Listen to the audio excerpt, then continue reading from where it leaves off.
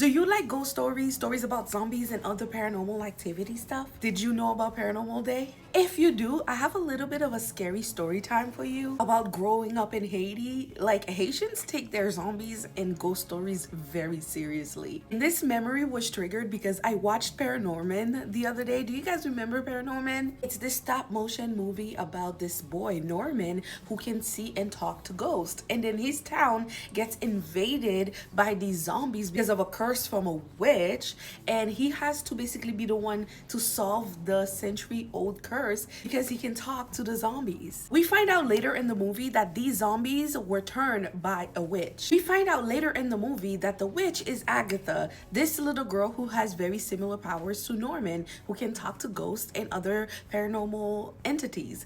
And they hurt her because of that.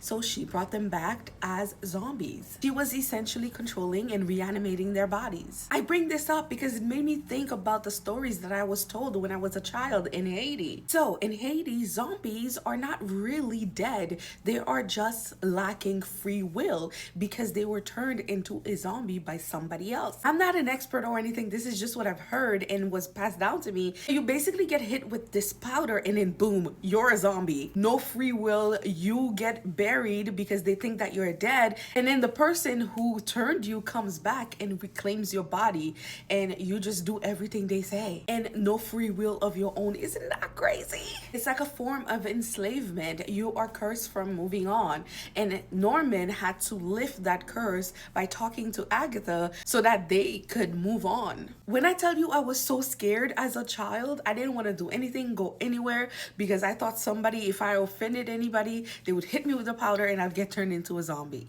Especially if it's nighttime and at a crossroad. It was crazy. Anyways, Paranormal Day is May 3rd. Make sure you go celebrate it next year. And if you haven't done so, check out Paranorman. It's such a good movie. And let me know your own ghost stories down below.